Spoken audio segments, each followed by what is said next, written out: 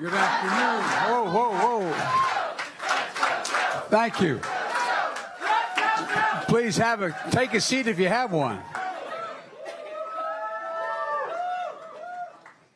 I came today for two reasons. The first, and maybe most important, to say thank you, thank you, thank you, thank you. If we get people out to vote, we win. We get people out to vote, we win, and you're getting them out to vote.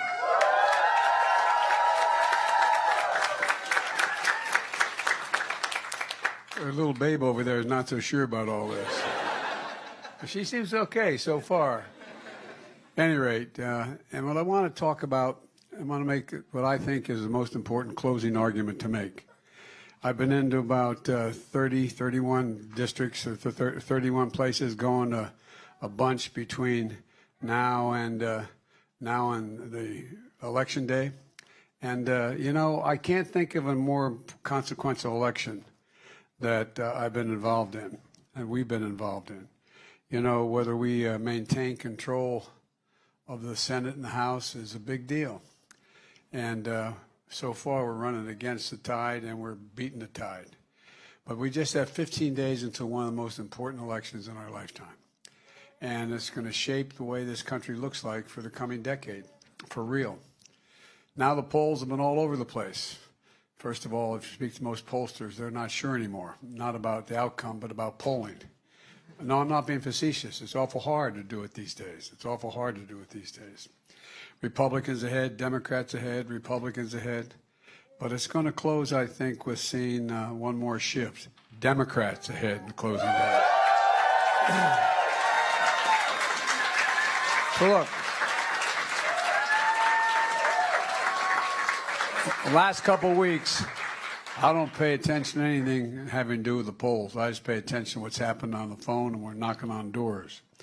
I'm here to deliver what I believe is a closing argument about what we need to do in the next 15 days to make a victory assured and make it clear that this election is a referendum. It's not a referendum, I should say. It's a choice.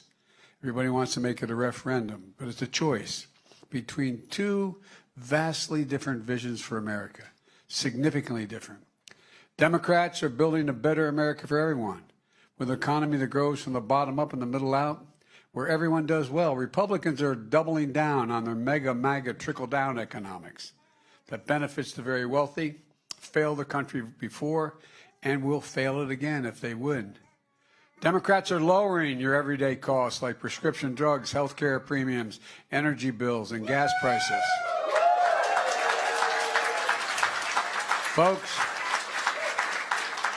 Republicans have made it clear, at least they're being honest around this time. They're telling you exactly what they want to do if they win. They're going to increase everyday cost. Democrats are making sure the biggest corporations begin to pay not their fair share, but at least a bigger share than they've been paying. 15% is not a fair share, but it's a bigger share. The Republicans will allow some of the biggest corporations to go back to paying zero in federal taxes after having made $40 billion, leaving the burden to teachers, nurses, firefighters, working folks to pay more of their fair share to keep things going. We, the Democrats, are the ones that are fiscally responsible. Let's get that straight now, okay? And we're investing in all of America, reducing everyday costs while also lowering the deficit at the same time. Republicans are fiscally reckless, pushing tax cuts for the very wealthy that aren't paid for, and exploiting a deficit that is making inflation worse. Look, folks, Democrats are going to protect Social Security and Medicare. Republicans have been very clear. They've stated boldly that they want to cut Social Security and Medicare. And to the point that they'll shut down the government, they say, and send the nation into default, which raises prices for everyone if we do not cut Social Security and Medicare. I ain't gonna do it.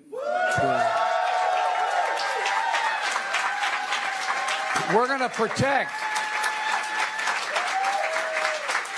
Democrats are going to protect the fundamental rights and freedoms like the right to choose, the right to privacy, the right to vote, our very democracy.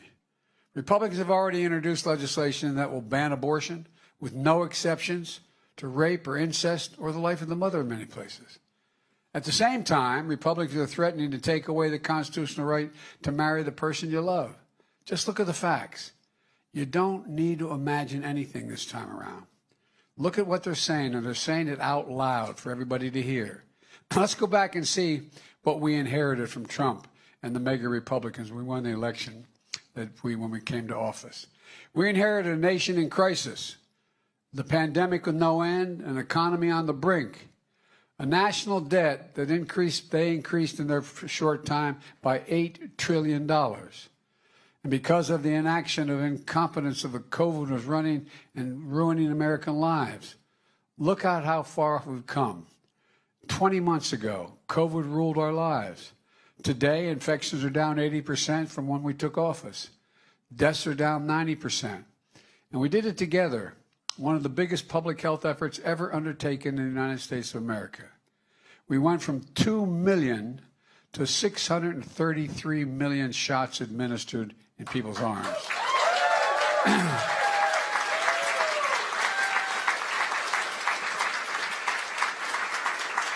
And something that's going unnoticed, but I'm going to keep reminding people, Republicans in Congress are still preventing funding we need to stay vigilant ahead of the next virus. They refuse the funding. But we're not going to relent. We're not going to relent. We haven't relented, and we won't do it. Together, we carried out one of the biggest public health efforts in the history of this country. 20 months ago, the economy was in ruins.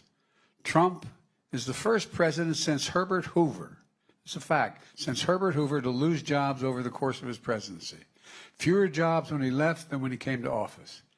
We created, with your help, 10 million new jobs so far.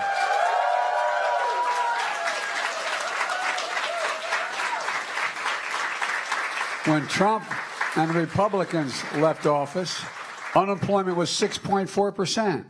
We got it down to 3.5%, a 50-year low.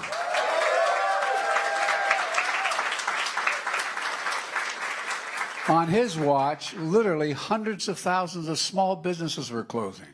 They make up 50% of the economy, these small businesses. Today, we have the highest number of people applying to start small businesses than ever during an economic recovery, ever. And you all know I was determined, with your help, to bring back manufacturing back to the United States instead of companies going overseas for cheaper labor.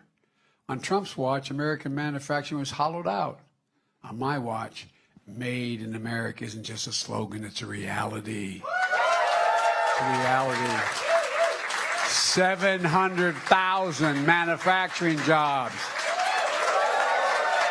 in advanced technologies, with companies like IBM and Intel investing billions of dollars to build industries of the future here in America.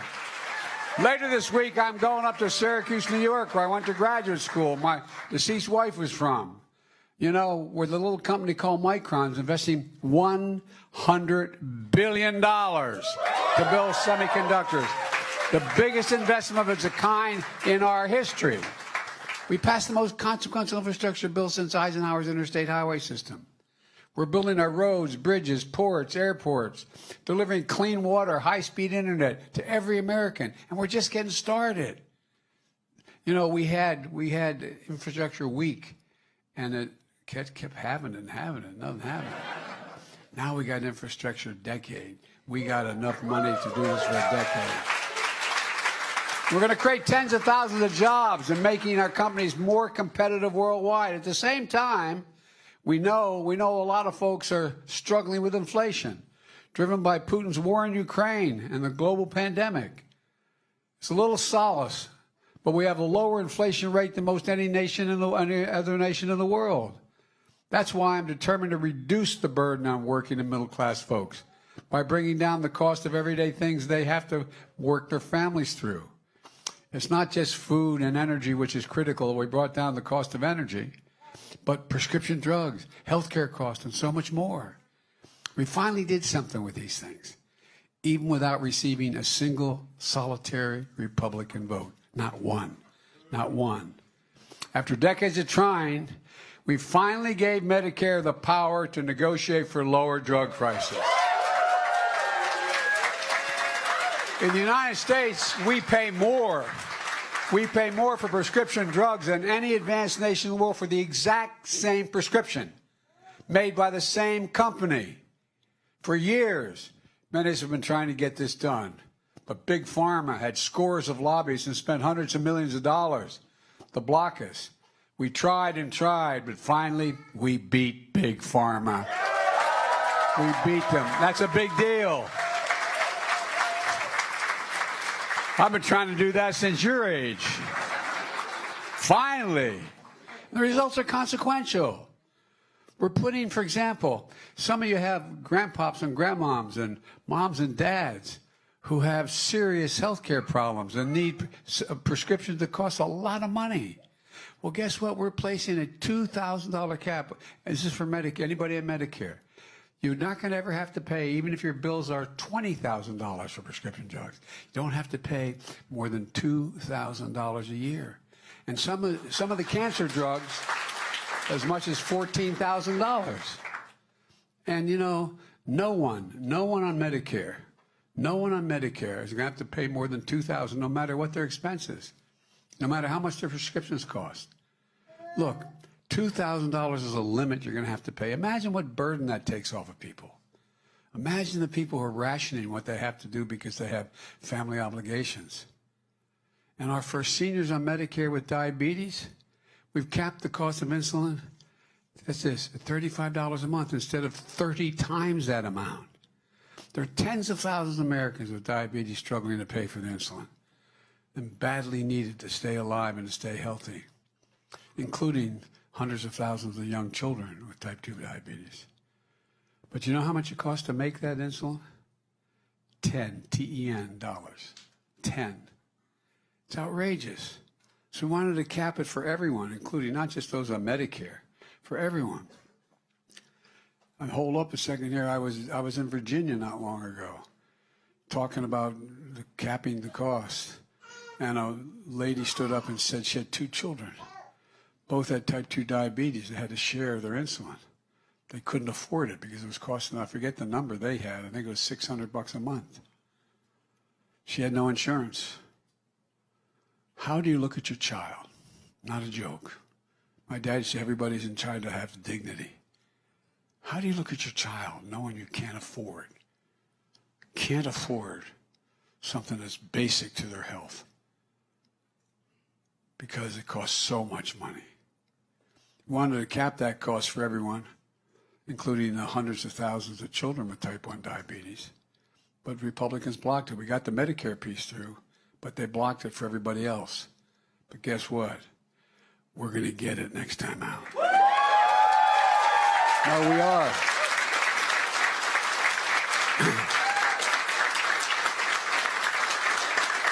We also locked in savings on health insurance premiums through the Affordable Care Act. Because what we did earlier in the first piece of legislation we passed, a family of 4 would reduce their cost to $2,400 a year if they were on Medicare. On Obamacare. Well, guess what? We were able to only do it for $800 a family now, but it's still a lot of money. That's the limit. That's gone as well if Republicans get their way.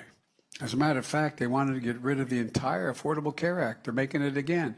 And by the way, anyone with a pre-existing condition who can't afford expensive insurance, the only reason you have coverage is because of the Affordable Care Act. Only reason.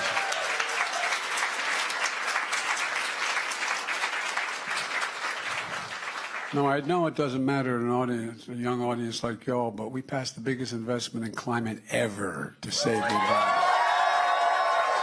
And by the way,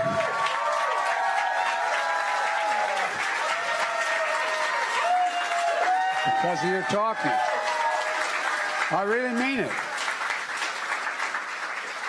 Not only are we going to save homeowners thousands of dollars a year because they're going to get these tax credits for what they're doing and weatherizing their homes and a whole range of other things, but more efficient appliances, more efficient vehicles, working with utility companies to produce more low-cost homegrown energy like solar, wind, clean hydrogen, which will mean lower utility bills for tens of millions of Americans. Look, folks, let me say it again. We're doing all this in a fiscally responsible way. Every time I talk about the cost of these things, there goes that big spending Democrat Biden again. Well, guess what the big spending Democrat Biden did? The deficit fell by $1.4 trillion this year. Cut the deficit in half.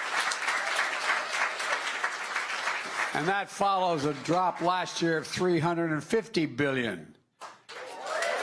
And by the way, and because we're finally ensuring corporations begin to pay their fair share, we're giving Medicare the power to negotiate drug prices. We're going to reduce the deficit over the next 10 years by another $250 billion.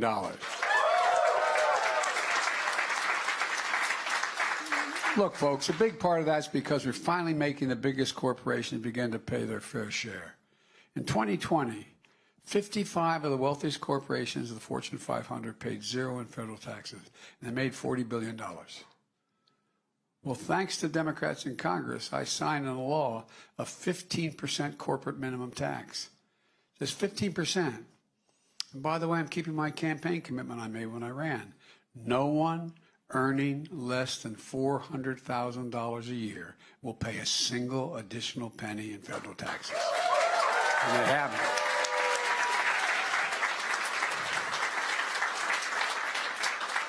Because of the number of actions we've taken, and it's take too long to go into detail, but guess what? Gas prices are coming down.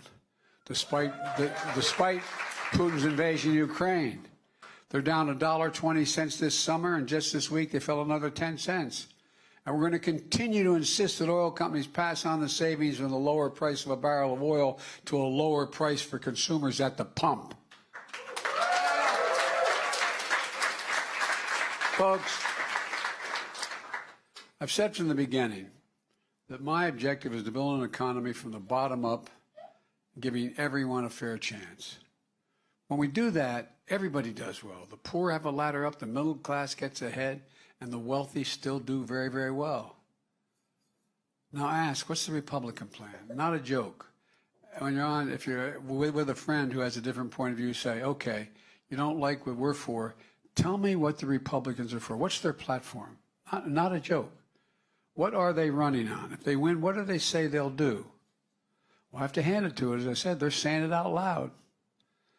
They're so confident they're going to win, they're saying it without an ounce of shame. Just listen to, and let's name names. Kevin McCarthy, Republican leader of the House, and his fellow MAGA Republicans say their number one priority, if they win control of Congress, will do the following.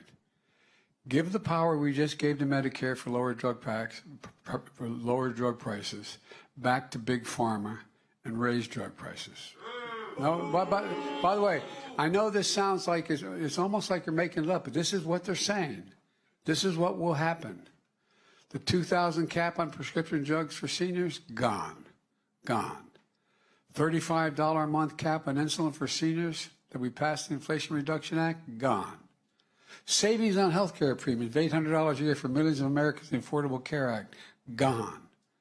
And of course, they're still determined to repeal the entire Affordable Care Act.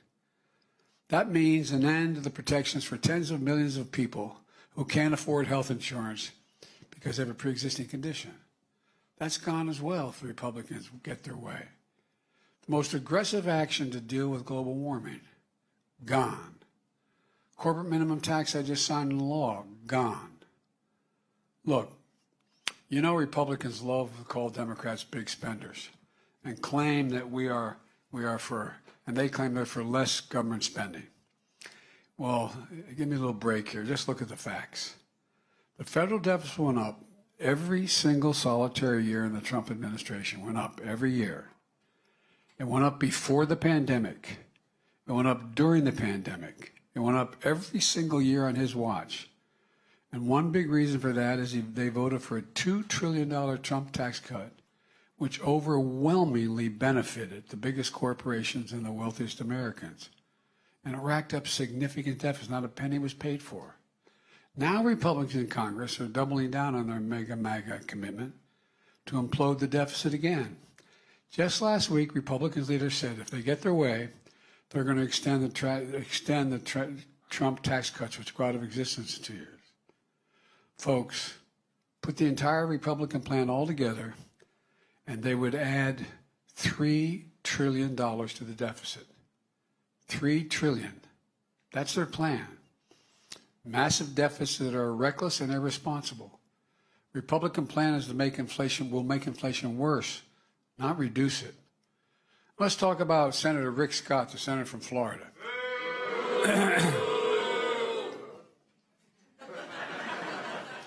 Who's in charge of electing Republicans to take control of the United States Senate. His plan is to put, and he put it out in writing, Social Security and Medicare in the chopping block every 5 years. That means every 5 years, Congress will have to vote to cut, reduce, completely eliminate, or make no changes in Social Security and Medicare. But they're going to have to vote every 5 years.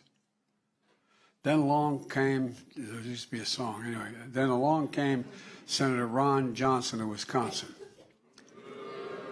He thinks 5 years is too long to wait. Not a joke. He wants to put Social Security and Medicare in the chopping block every single year. If Congress doesn't vote to keep the program, it goes away. It goes away. Not just Social Security and Medicare. He wants to put veterans benefits and everything else on the same budget at risk. Hear this closely. The Republicans have made it clear that if they win control of the Congress, they will shut down the government, refuse to pay our bills, and it'll be the first time in our history America will default unless I yield and cut Social Security and Medicare. Flat out saying that.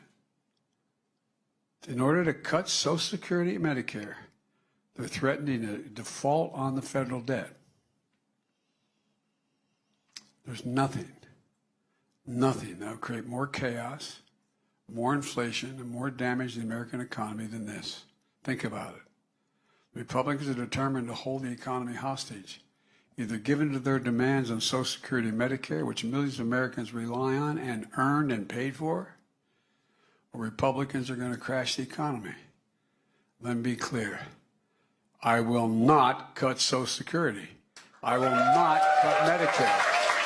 No matter how hard I am, I'm never going to give in. It's outrageous.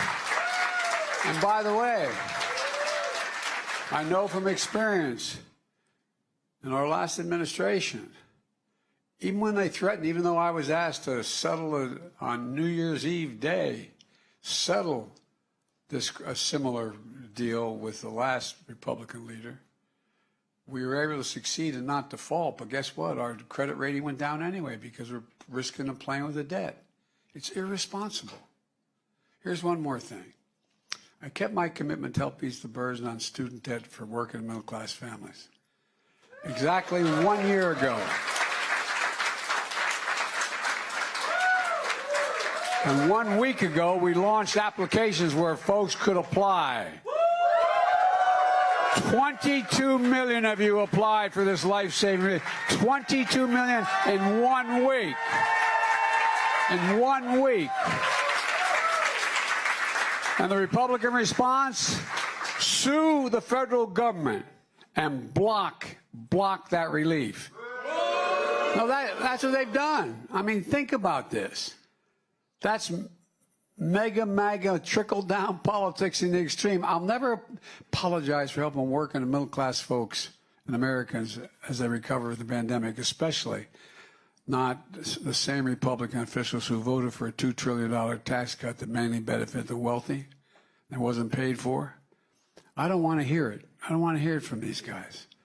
Look, folks, and by the way, if I can divert for another second, the same people in the Congress who really hollering at me saying I'm wasting money, allowing you, if you had a Pell Grant, to get another, debt relief from your debt up to, and by the way, the average person getting his debt relief makes less than 75 grand a year. Okay, they say that's outrageous, but you know the program where you allowed people, the PPP program, to get money back if their business were in trouble. Well, you have, I think it's 4 or 5 Republicans were published in the print, in the paper, who got from $2.1 million relief to $187 million. I forget the exact number. And they made no apologies for that. They thought it's okay for them to get that relief for their business. But you breaking your neck and getting caught in the middle of a crisis, you can't get any relief for the debt. And guess who's going to grow the economy more? An educated public or those guys? Folks, look, I don't know who they think they are. You know, that's the whole MAGA trickle-down policies.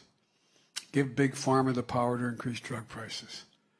Cut taxes for the wealthy, but cut Social Security, and cut Social Security and Medicare for seniors. That's a great trade on cuts. Threaten the very foundation of the American economy, that if we don't meet their demands, they're going to shut the place down.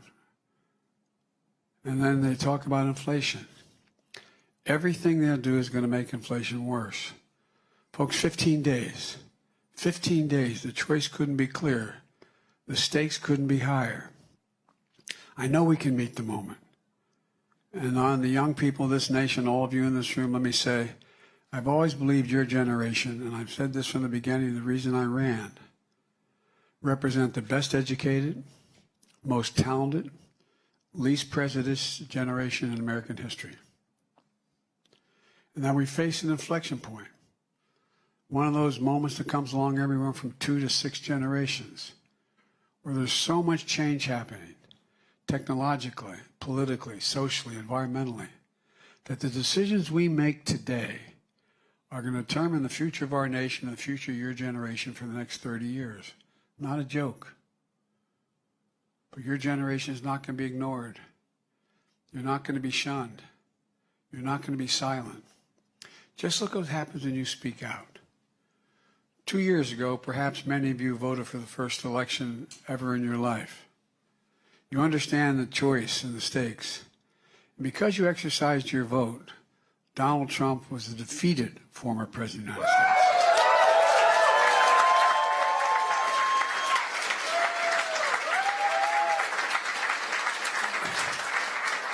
And you elected the highest ranking black Indian with Indian background woman in American history to be vice president.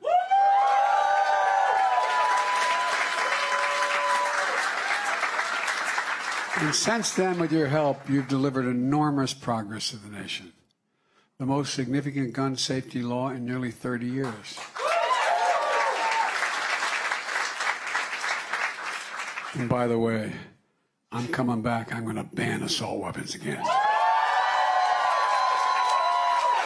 I mean it.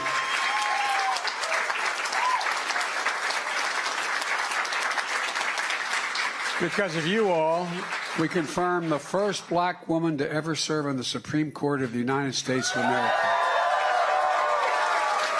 We confirmed more appellate federal judges who are black women than all other presidents combined. Let me be clear, Republicans are going to pass a national ban on abortion if they control the Congress. I'll veto it right away, but if we elect more Senate Democrats and keep control of the House, we're going to codify Roe v. Wade in January for all the nation. You have that power with your vote. Let me close with this. Over the last few years, we've faced some of the most difficult challenges in our history. And we're making real progress, despite opposition from powerful special interests and extreme Republicans. And by the way, I served a long time in the Senate with a lot of conservative, decent, honorable Republicans who played by the rules. Sometimes they won, sometimes they lost. They're decent, honorable people.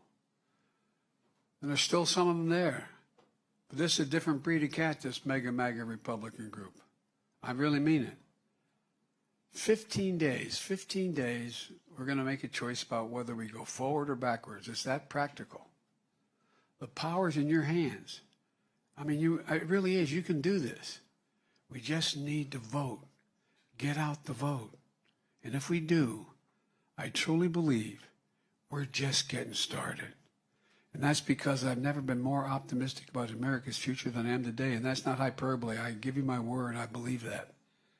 We have to remember who we are, for God's sake. We are the United States of America. There's nothing beyond our capacity. We set our mind to it. Not a joke.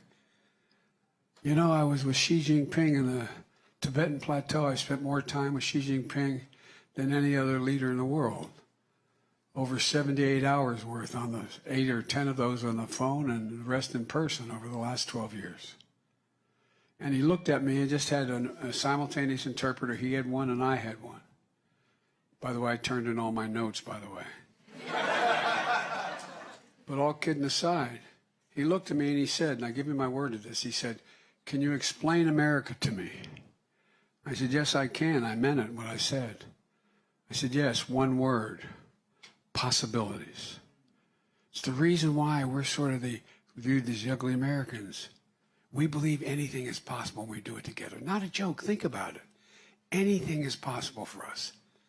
There's nothing we've ever said, no. We can't do that. We're the only nation in the last 400 years that's come out of crises stronger than we went into the crises. And our diversity is one of those reasons. Folks, look, I really mean it. There's nothing beyond our capacity. And one of the things that I worry about, and that's why I'm so counting on your generation, and I mean it from the bottom of my heart, giving my word as a Biden, I believe it, is that a lot of Americans begin to wonder whether we can still do anything, whether we're still who we've always been. We are. And everybody thought I was nuts when I had asked the question, if I could do one thing, what would you do? I'd do something that didn't answer any of the real questions we just had, but just demonstrate we can still do anything. If I could wave a wand, I'd cure cancer. Why? Because no one believes it can be done. But we're starting to do it. There's nothing beyond our capacity. I mean it. Not a joke. Not a joke. So, folks, look. You are the key. Not just in what you're doing here on the phones, but your whole generation. You're the key, whether we're going to get through all this. And if we get through it, we're going to be owing you for a long, long time. You'll be able to tell your grandkids, you did it. You all think I'm kidding. I'm not. More is going to change in the next 10 years than changed in the last 50 years. Because of technology, because of a whole range of things. Things are moving so rapidly.